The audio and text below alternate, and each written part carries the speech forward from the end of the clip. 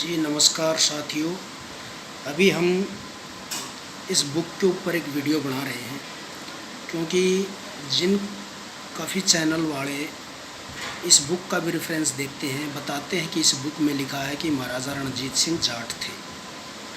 तो ये बुक है an account of kingdom of Nepal and of the territory adjust to this dominion by the house of Gorkha.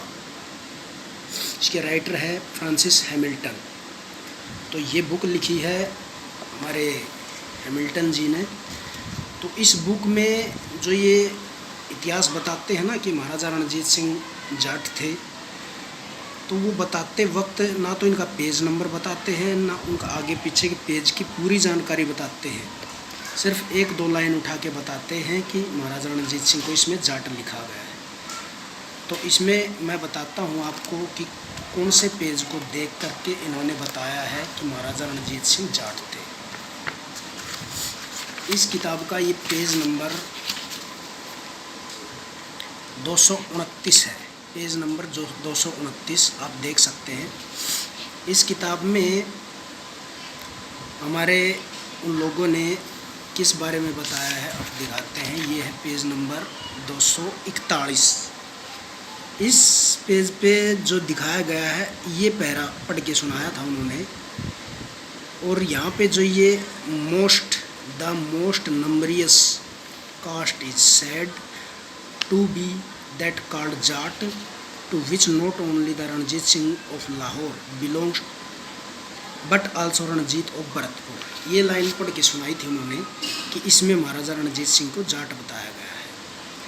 तो इस line में आप इससे पहले इससे ऊपर वाला ये पहरा है जो ये, इसको पढ़ करके देखिए इसमें क्या बताया गया है, किस चीज़ का जाट किस चीज़ को बोल रहे हैं। ये इसमें ऊपर लिखा हुआ है कि ऑल्दो मोस्ट पार्ट्स ऑफ, ये जो पीला मार्कर लगाया हुआ उसको आप देखें, although most part of the country are high, the ascents from the plain below are easy. इसका हिंदी में अर्थ है कि इस देश या जगह के ज़्यादातर हिस्से ऊंचे हैं और नीचे के मैदान से चढ़ाई आसान है। आगे लिखा है and summits of the hills are level so that a large proportion is fit for cultivation.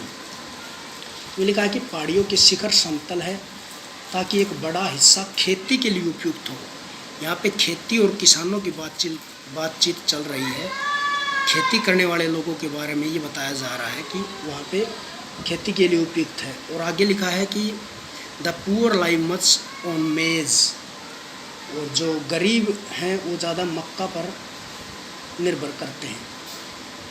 And there is plenty of sugar cane, वहाँ पर शुगर केन की यानी गन्ने बहुत ज़्यादा मात्रा में पाया जाता है। तो सबसे पहले तो यहाँ किसानों की बात चल रही है। अब आगे इस पैरे पे आते हैं। Known of the infidel tribe remains, मतलब यहाँ इस एरिए में कोई काफिर यानी बाहरी जनजाति का कोई कबीला नहीं रहता। मोस्ट नंबरियस कास्ट, इसमें लिखा है कि मोस्ट नंबरियस कास्ट यानी बहुत ज़्यादा संख्या में जो जातियाँ हैं, said to be that called Jat, वो यहाँ पे जाट कहलाती हैं।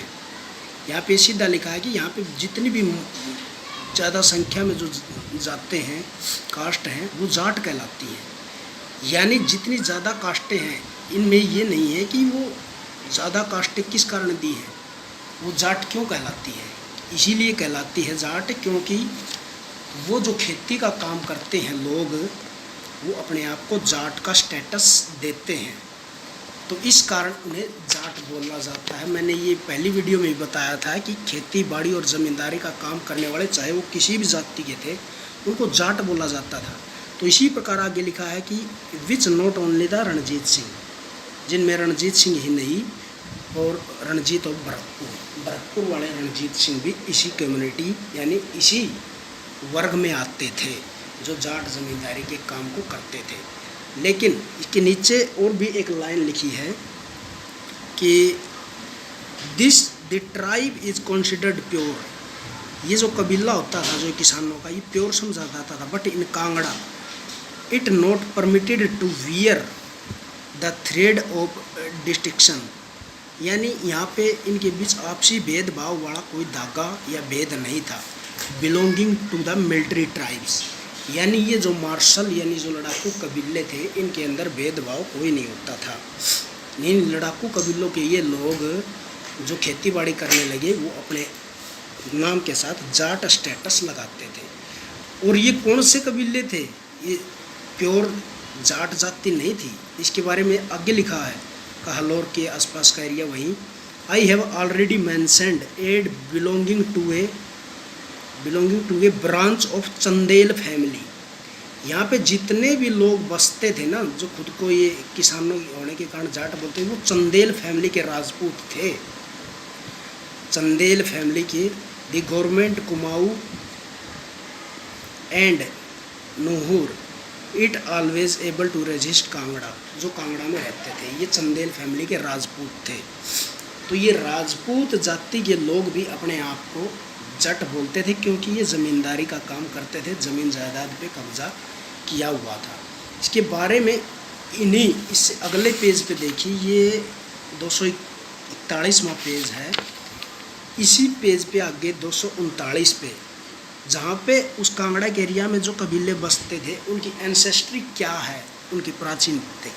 The raja of Kangra purported to be descendant of this family which he enjoyed entirely reported possession at last part the original state until the present day.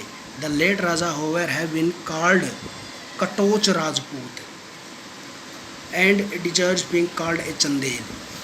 यानी ये जो फैमिली है, ये राजपूतों की फैमिलियाँ वहाँ पर ज़्यादातर मोस्ट बसी हुई थी, जिनका जिक्र किया गया है, जो अपने आप को वहाँ पर भी जाट बोलती थी। And for this tribe is generally admitted to be descendant of the family of the moon, यानी चंद्रवंश के ये अपने आप को राजपूत मानते थे। तो इस किताब से आपने ये पूरी आगे पीछे का पेज पढ़ के आपने ये जान लिया होगा कि जाट ट्राइब किस चीज़ को बोला करते थे।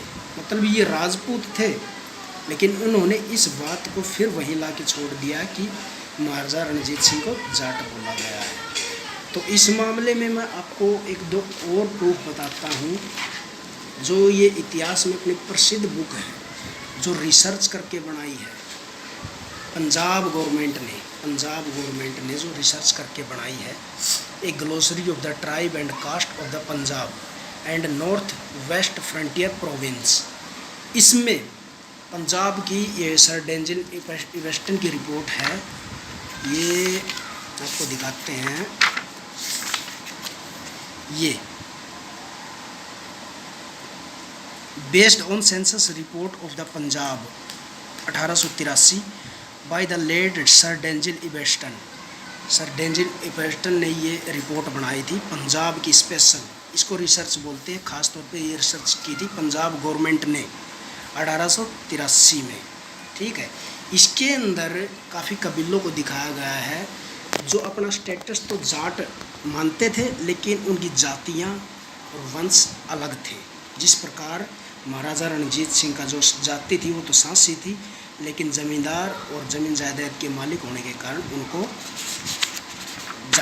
जाट सांसी बोला जाता था। इसके अंदर मैं आपको दिखाता हूँ ये किस प्रकार हुआ था सिस्टम। ये सरकार की रिपोर्ट ने क्लियरली ये मेंशन किया हुआ है कि किस प्रकार लोग अपने नाम के साथ जाट लगाते थे खेती बाड़ी और ज़मींदारी के काम के कारण, ठीक है। तो अभी मैं आपको पेज दिखा रहा हूँ। अच्छा, ये है, ये इस बुक का पेज नंबर 34 है। यहाँ पे एक पंजाब की एक जाति का जिक्र है, लीलाज है। A small tribe of Jat status which holds a block above 60 square miles at the foot of hills in the Thal, west of the Pindi Dada Khan in Jhelum. It is also found in Shahpur। इसमें ये सीधा स्पष्ट लिखा कि एक small tribe of Jat status, यानी ये कबीला भी अपना स्टेटस जाट बताता था, क्योंकि ये ज़मींदारी का काम करते थे। लेकिन इस कबीले की जाति थी लीलाज, ये जाति लीलाज थी, ठीक है। ये तो होगी एक, और भी काफ़ी हैं इसमें। देखिए मैं दिखाता हूँ, और ये लीलाज आर सुन्नी मुसलमान। ये जो जाति है ऊपर वाली लीलाज, जो अपने आप को जाट स्टेटस बताती है, ये लीलाज थे ऑफ सुन्नी मुसलमानों में से थे। ठीक है। और इसी प्रकार मैं आपको दिखाता हूँ जो मिरासी जाति थी। मिरासी जाति के लोग भी अपने आप को जाट स्टेटस बताते हैं, लेकिन वो जात उनकी मिरासी थी। और ये देखो, मिरासी में एक गोत उगता था Rai Mirasi. The Rai Mirasi compare to Rai Bhati, it is education teachers perhaps Jat Mirasi rank rise. इसमें भी ये लिखा है पेज नंबर 109 पे कि जो मिरासी होते थे वो भी अपने आप को जाट रैंक लगाते थे, क्योंकि वो जाटों के साथ उनके संबंध थे और जमींदारी के काम में वो इस प्रकार किया करते थे। यहाँ पे देखिए इन्हीं मिरासियों का ये दिखाया गया है। देखो 7 गोत्र दिखा रखे हैं। सिद्धार गोत्र है अटैच्ड ऑन द प्रहार जाट। इनका इन जाटों के साथ कनेक्शन था। ये सिद्धार जट गोत्र के थे और जाति इनकी मिरासी थी। इसी प्रकार ये मोंगाज अटैच टू द डाहा जाट। डाहा जाटों के कारण कनेक्शन होने के कारण और खुद जमींदार होने के कारण मिरासियों का ये वंश खुद को मोघा जाट भी बोलता था। और इसी के अंदर सर डेंजल वेस्टन की रिपोर्ट में जो सांसी जाति का यहाँ पे जिक्र किया गया है पेज नंबर 228 पर, वहाँ पे स्पेशल दिया गया है पहरा। ये आप पढ़िए।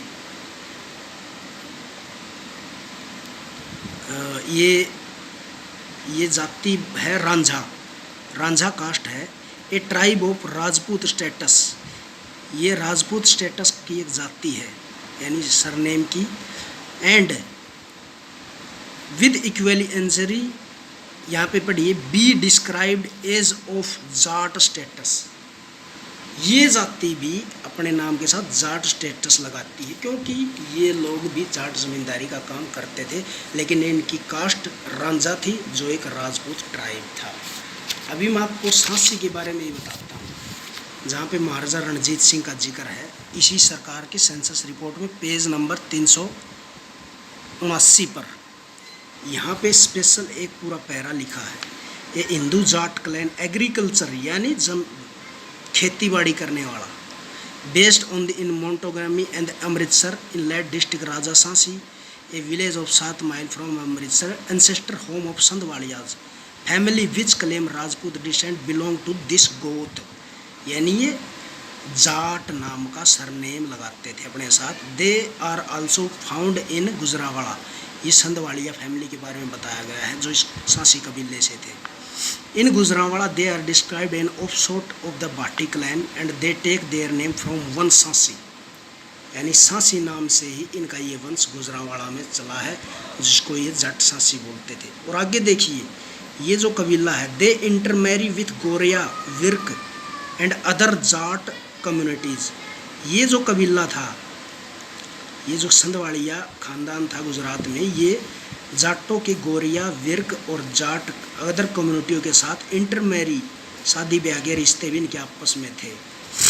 ठीक है, तो ये अपने आप को जट सांसी बोलते थे। और इन्हीं के अंदर नीचे चल करके यहाँ पे लिखाया गया है